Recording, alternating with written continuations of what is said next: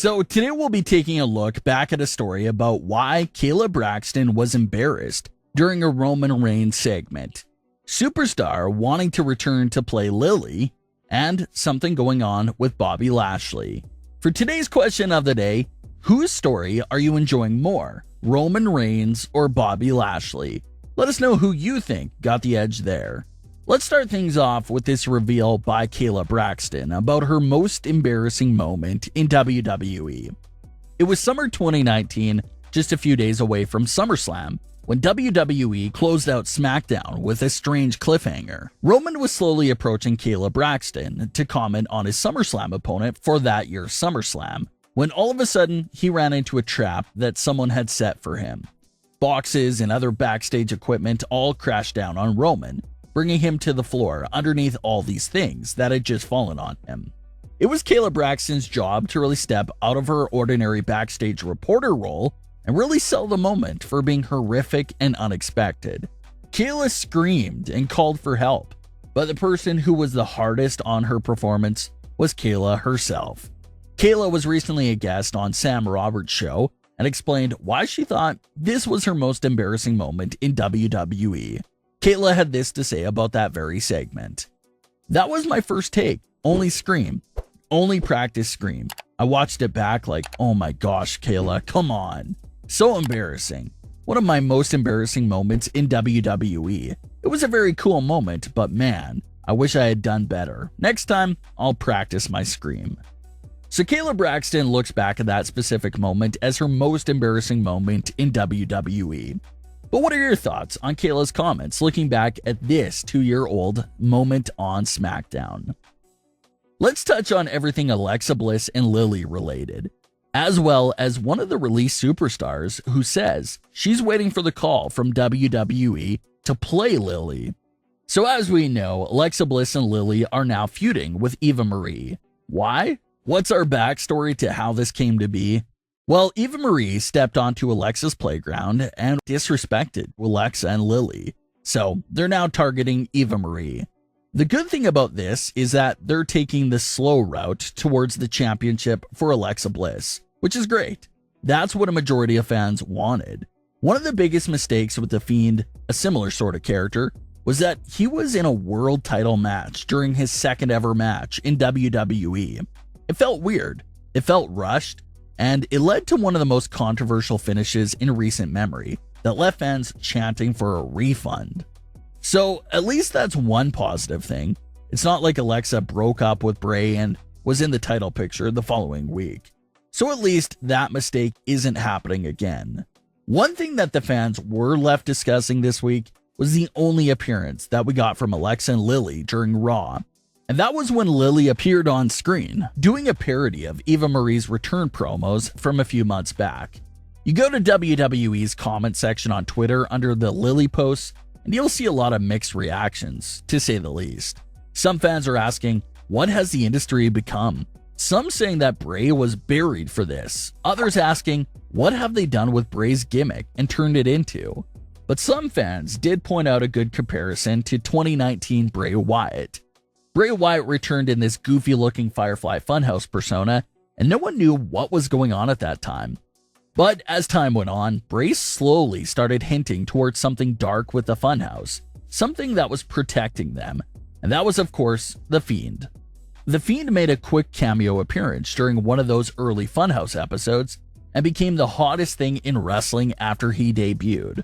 So fans are still holding out hope for something like that to happen with Alexa Bliss.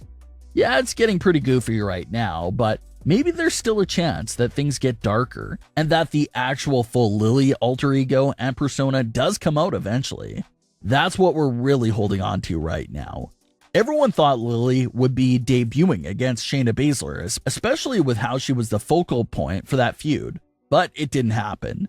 So now, we're sort of waiting again to see if Lilly will appear against Eva Marie.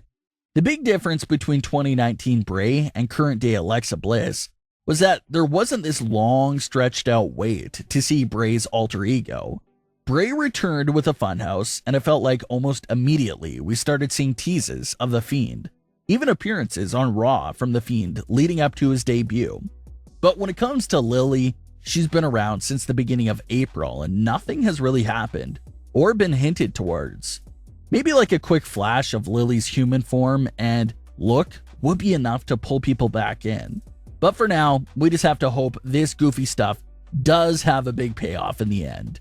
Speaking of Lilly, Chelsea Green has been in the news a lot lately, just talking about how much interest and love she had for what Bray and Alexa were doing. Chelsea Green recently revealed during an interview that if WWE would have called her up to play that human form of Lilly, she would have jumped on it right away. So that, of course, is another payoff for Lilly, for the doll to be turned into another woman, rather than another alter ego for Alexa. The only issue with it being another woman is that your end game there would probably be the tag team titles. But if it's actually Alexa behind the Lilly alter ego, then you obviously build up to the Raw Women's title. So we'll see what happens there with Alexa Bliss and Lilly. Let's get into everything with Bobby Lashley and Goldberg. Goldberg came out last week with his signature move of cutting the entire line for the WWE World title. Lashley responded this week, didn't really give Goldberg much of a response, and said that this ring was his. He gets interrupted by former Hurt Business members, Shelton Benjamin and Cedric Alexander. Lashley takes the both of them on for a 2-on-1 match and stacks them both on top of each other for the win. Forget about that Goldberg feud for a second. Some fans understood this as a light jab and nod towards the Universal Champion Roman Reigns. Roman Reigns had that famous WrestleMania pin earlier this year where he stacked Daniel Bryan and Edge on top of each other to retain his title in the main event of WrestleMania. So many fans were wondering if that was a subliminal shot towards Roman Reigns.